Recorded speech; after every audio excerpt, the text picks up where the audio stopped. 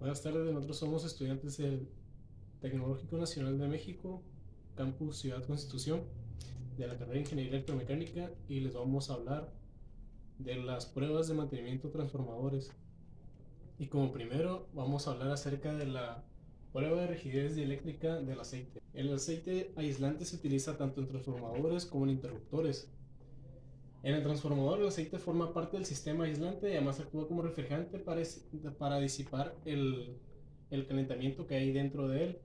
Y en interruptores, el aceite también forma parte del sistema aislante, pero en este caso tiene la función adicional de ayudar a extinguir el arco durante la apertura de sus contactos. Las ventajas de esta prueba es que permite revelar la cantidad de agua, polvo, lodo o cualquier partícula conductora que pueda estar contaminando al aceite y que por lo tanto le impida seguir cumpliendo su función.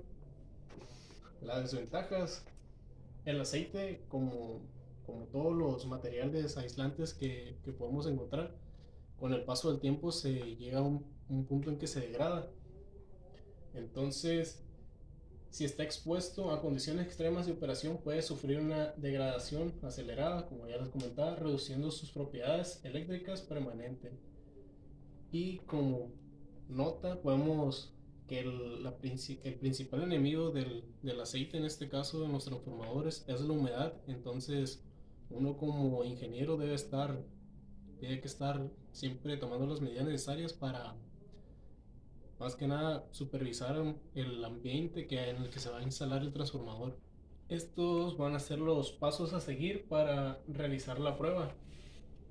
Como número uno tenemos limpiar la válvula de muestreo y drenar un poco de aceite antes de colocar la muestra. Asegurarse que el recipiente esté limpio y enjuagarlo cuando menos una vez con el aceite que se va a recolectar. Evitar el contacto del recipiente con la válvula de muestreo, con los dedos o cualquier otro objeto. Cerrar el recipiente para transportarlo al lugar donde se va a realizar la prueba. Esto de no tener contacto del recipiente con los dedos es de suma importancia, porque de otra manera, si se llegara a hacer, se llega a contaminar el recipiente, entonces se tiene que volver a descontaminar. El diagrama esquemático del equipo con el que se lleva a cabo: tenemos la alimentación de corriente alterna, tenemos un regulador, un transformador relevador, divididor de tensión y la copa de pruebas, y también el voltímetro, que más adelante vamos a hablar acerca de la copa de pruebas. Aquí las tenemos. La copa de pruebas se usa para contener el aceite que será probado. Tiene integrados un par de electrodos, que son estos, planos y semiesféricos, los cuales se le aplica el voltaje de tensión y con ellos se produce un arco eléctrico entre ellos, con los cuales ya se puede identificar el aceite o para hacer la prueba. Las normas para aplicar las pruebas, esta depende el contenedor que vamos a utilizar. La norma ASTM D-877 es para electrodos planos y la norma ASTM D-1816 es para electrodos semiesféricos. Procedimiento para realizar la prueba. Como número uno es lavar la copa y los electrodos con aceite aislante, como lo hemos comentado nosotros. Aislante en buenas condiciones, evitando tocar con las manos el interior. El recipiente en lugares con alta humedad relativa, la copa debe calentarse. Seleccionar la norma con la cual se va a realizar, como lo comentaba en la diapositiva anterior. Revisar que los electrodos seleccionados no tengan erosión causada por el efecto de arco eléctrico. Es decir, ahí tenemos que checar que los electrodos no tengan alguna, que estén contaminados más que nada por su uso. Llenar la copa de prueba con el aceite que se va a probar hasta el nivel mayor de 20 mililitros sobre la parte superior de los electrodos. Con esto se evitará que se produzca un arco en el aire. Dejar reposar el aceite por un lapso de entre 2 y 3 minutos. Aplicar el voltaje de prueba hasta que se produzca el arco eléctrico. El voltaje de prueba que se aplica en este caso son de 30, 30 volts, los que se aplican al aceite para poder generar la prueba. Registrar el informe de prueba, el valor del voltaje al cual se produjo el arco, esperar un minuto y, si es necesario, de que el aceite no pase la prueba, se tiene que volver a repetir los procedimientos. Aquí, como les mencionaba, aplicar el voltaje de pruebas hasta que se produzca el arco eléctrico, registrar el formato de prueba, el valor del voltaje al cual se produjo el arco, esperar un minuto. Y aquí dice, si el valor promedio de la rigidez eléctrica es mayor a 30 kV, se considera que el aceite pasa la prueba. En el caso contrario, la muestra de aceite debe ser rechazada y volverse a empezar la prueba. Bueno, pues yo les voy a hablar sobre el principio de la cromatografía de gases. La cromatografía de gases es una técnica analítica instrumental que sirve para separar y analizar los componentes de una mezcla. También se le conoce como el nombre de cromatografía de partición gas líquido, que como se verá más adelante es el más adecuado para referirse a esta técnica. En numerosos ámbitos de la vida científica es una herramienta indispensable en los estudios de laboratorio, ya que es una versión microscópica de una torre de desinstalación capaz de generar resultados de gran calidad. Como su nombre lo indica, emplea gases en el desarrollo de sus funciones, más exactamente con la fase móvil que arrastra los componentes de mezcla. Bueno, estas son las partes de un cromatógrafo de gases. Como en la imagen se puede ver, aquí tenemos un regulador de gas, ya la parte de inyector, cilindro de gas, la columna cromatográfica, el detector y todo lo que incluye. En el inyector pues se coloca una microjeringa con el cual se libera de manera inmediata un volumen de muestra en un orden de milímetros. La técnica de la cromatografía de gases en parte esencial es en el mantenimiento predictivo de transformadores de potencia, y no solo de estos, sino los transformadores en general, así como las partes que conforman un sistema eléctrico, ya que son estas técnicamente posibles de detectar una cantidad de fallas incipientes, tales como los arqueos, descargas parciales, falla parcial, falla eléctrica, efecto corona, falla térmica y sobrecargas. En esta tenemos dos tipos de cromatografía, que es la cromatografía de gases sólidos. Es el acrónimo de cromatografía de gas sólido. Se caracteriza por tener una fase estacionaria sólida en lugar de una líquida. El sólido debe tener poros de un diámetro controlado por donde se retienen las moléculas mientras migran por la columna. Este sólido por lo general son tamices moleculares como las zeolitas. Se emplea para moléculas muy específicas, ya que por lo general la CGS enfrenta varias complicaciones experimentales. Como ejemplo, el sólido puede retener irreversiblemente una de las moléculas, alterando por completo la forma de los cromatogramas y su valor analítico. Aquí tenemos la otra, que son la cromatografía de gases líquidos. Es la cromatografía de gas líquido. En este tipo de cromatografía de gases en el que abarca la gran mayoría de todas las aplicaciones, y es por lo tanto la más útil de los dos tipos. De hecho, la CGL es sinónimo de la cromatografía de gases, aun cuando no se especifica de cuál se está hablando. Detectar contaminantes desconocidos. Si bien el uso de la cromatografía de gases para detectar contaminantes conocidos como el combustible y el etilenglicol funcionan porque el contaminante tiene un tiempo de elusión conocido en condiciones de columnas cuidadosamente controladas. A menudo existe la necesidad de determinar la presencia de un contaminante desconocido que puede estar produciendo un color inusual o un olor extraño. En estas circunstancias, la cromatografía de gases a menudo se puede utilizar para separar diferentes especies moleculares en la muestra de aceite antes de un análisis posterior. Bueno, estos son algunos de los gases analizados que regularmente son generados por fallas de transformadores. Como podemos ver, estos son uno de los gases: hidrógeno, oxígeno, nitrógeno, metano, monóxido de carbono, etano, dióxido de carbono, elíteno y, y aunque es detectable la presencia de protano y propileno, pero esos no son de gran preocupación en los transformadores. Continuando con las pruebas a los transformadores, una de las pruebas eléctricas es el factor de potencia. El factor de potencia, su principal objetivo es conocer el estado operativo de los aislamientos. Permite identificar cambios en sus propiedades dieléctricas debidos a los efectos de contaminación o envejecimiento. El objeto bajo prueba puede representarse como un capacitor en paralelo con una resistencia, como se muestra aquí en imagen.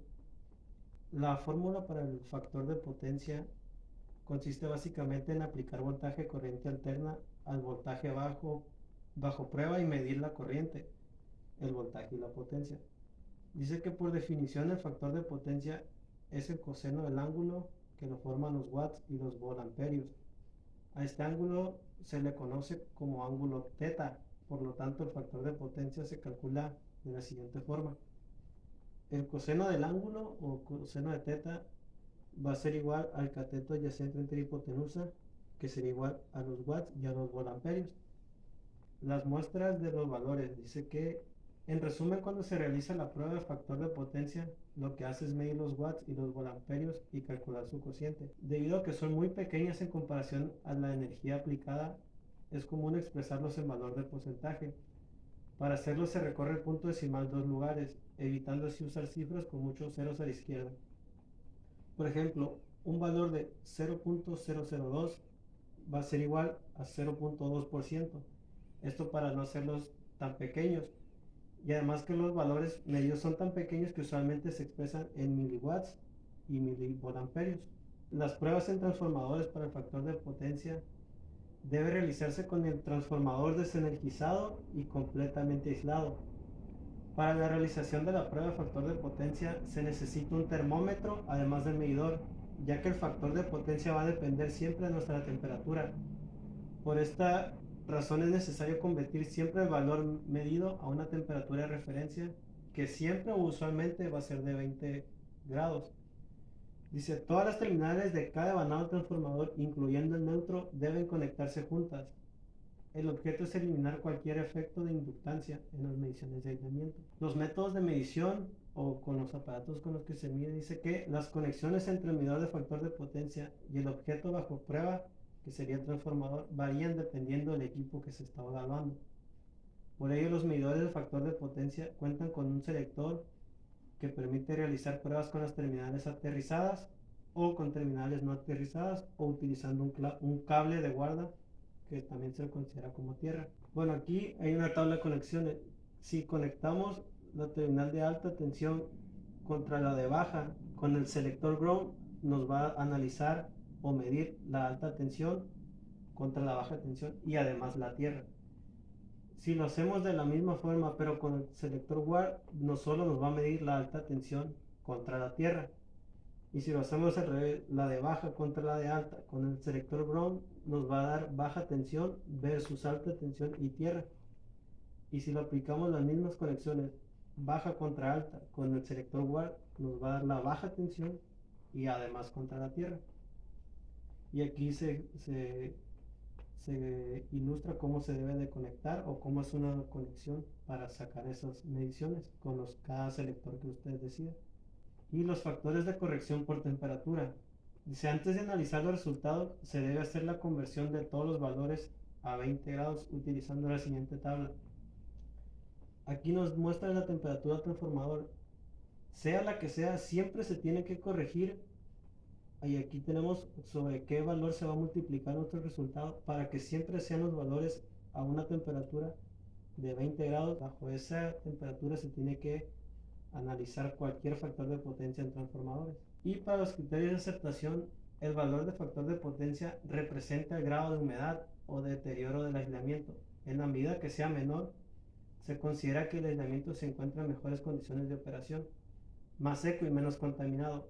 En la práctica se recomienda que el factor de potencia en los transformadores sea menor a 0.5% a 20 grados. En sí, el factor de potencia nos sirve para saber la calidad o la operatividad que tienen los transformadores. Siempre que sea menor a 0.5 estamos en buen factor de potencia y vamos a aprovechar lo más nuestra corriente y nuestro voltaje para que nuestra instalación siempre cumpla con lo requerido. Y por mi parte sería todo. Bueno, continuando con la resistencia del aislamiento. Primeramente, ¿qué es? Es un indicador de resistencia paralelo con una relación a la resistencia medida. Este es capaz de disminuir la temperatura indicada en la producción y en la aplicación de los termómetros de resistencia, que hay que considerar la importancia de asegurar una suficiente alta resistencia del aislamiento. Resistencia del aislamiento. Este es un equipo portátil que proporciona una lectura directa a la resistencia del aislamiento. Es un buen aislamiento. La resistencia se encontrará en el rango de megaohmios o superiores a megaohmios. Terminal de producción. La terminal de producción debe desempeñarse bien, ya que es una capacidad de eliminar de manera eficiente los efectos de fugas superficiales o indeseadas y estar bien protegido contra una aplicación accidental de voltaje o transistor segundo. Es una parte importante de un equipo de pruebas de aislamiento de 1 kilovoltio. Las pruebas de diagnóstico de aislamiento. La primera sería medida puntual o a corto plazo. Este método es muy sencillo. Se aplica la tensión de ensayo durante menos de 1 minuto y se apunta el valor de resistencia de aislamiento en ese instante. Se ve altamente perturbada por la temperatura y la humedad. El segundo sería métodos basados en la influencia del tiempo de aplicación de la tensión al ensayo. Es una prueba de diagnóstico tomando lecturas sucesivas a intervalos determinados para comparar la gráfica de un aislamiento en buen estado y un aislamiento contaminado. Casi no le influye la temperatura. El tercero sería índice de polarización. Este consiste en efectuar dos lecturas a 1 y a 10 minutos, dividiendo la resistencia de aislamiento a 10 minutos entre la de 1 minuto, se obtiene el índice de polarización. El cuarto sería método de prueba de descarga. Se realiza midiendo la corriente durante la descarga del dielectro del equipo a probar. Se calcula dividiendo la corriente entre el producto de la tensión de ensayo y la capacidad global. Si el método de prueba de descarga es mayor a 7, la calidad del aislamiento es mala. Si es menor a 2, es buena. Este método es dependiente de la temperatura. Más bien ahí varía por si la temperatura es muy alta o es menor. Interpretaciones de los resultados. Es un aislante en buen estado. La corriente de fuga, corriente de conducción es débil y la medición está altamente influenciada por las corrientes de carga capacitiva y de absorción dieléctrica. La medición de la resistencia de aislamiento aumentará durante el tiempo de aplicación de la tensión de ensayo, ya que esas corrientes parásitas disminuyen. Bueno, de mi parte sería todo y espero que esta información les haya dejado algo bueno.